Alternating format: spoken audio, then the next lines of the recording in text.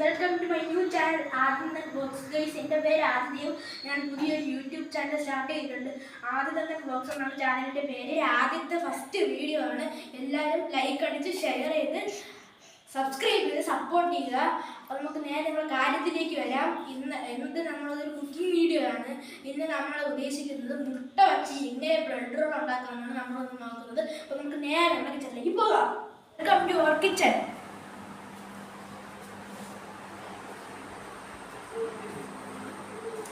നമ്മൾക്ക് ഇതുണ്ടാക്കാൻ വേണ്ട ഇൻഗ്രീഡിയൻസ് എന്നാൽ അവിച്ച മുട്ട, കുരുമുളക് പൊടി, മുളക് പൊടി, മഞ്ഞൾപ്പൊടി, ബ്രെഡ്, ഇത്രയും സാധനങ്ങളാണ് നമുക്ക് വേണ്ടത്. ആദ്യം ബ്രെഡ് എടുത്ത് കട്ട് ചെയ്യാം. നമ്മൾ ബ്രെഡ് ക്രഷ് ചെയ്തെടുത്തിട്ടുണ്ട്. ഞാൻ ഇവിടെ 6 ബ്രെഡാണ് എടുത്തിരിക്കുന്നത്. ഒരു മുട്ടയിൽ നിന്ന് 2 ബ്രെഡ് റോൾ ഉണ്ടാക്കാം. അടുത്ത് ചെയ്യാനുള്ളത് മുട്ടയെ എടുത്തിട്ട് 2ആയി മുറിക്കുക. എന്നിട്ട് മുളക് പൊടി, കുരുമുളക് പൊടി, മഞ്ഞൾപ്പൊടി എന്നിവ ഇതിൻ്റെ മുകളിൽ വിതറി കൊടുക്കുക.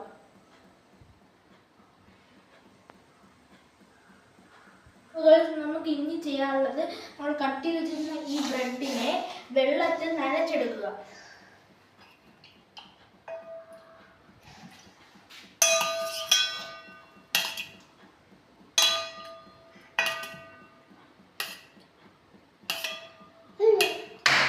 നനച്ചെടുത്ത ഈ ബ്രെഡിൻ്റെ അകത്തേക്ക് മുട്ട വച്ച് കവർ ചെയ്യുക.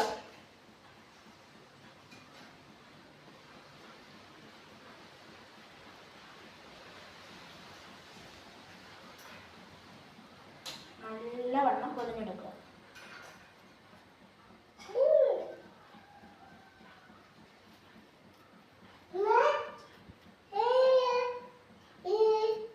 ഇത് നല്ലവണ്ണം പൊതിഞ്ഞെടുത്തതിന് ശേഷം നമ്മൾ നേരത്തെ അടിച്ചു വെച്ച ബ്രെഡിൻ്റെ സൈഡിൽ ആ ഒരു പൊടിയിലേക്ക് മുക്കി എടുക്കുക. നല്ലവണ്ണം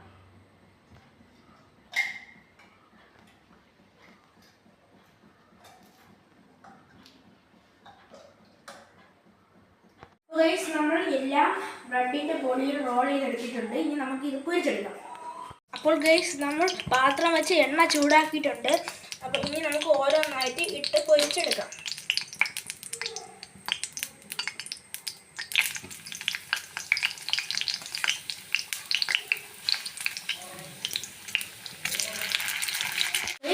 എല്ലാ ബ്രെഡ് റോളും ഫ്രൈ ചെയ്തെടുത്തിട്ടുണ്ട്.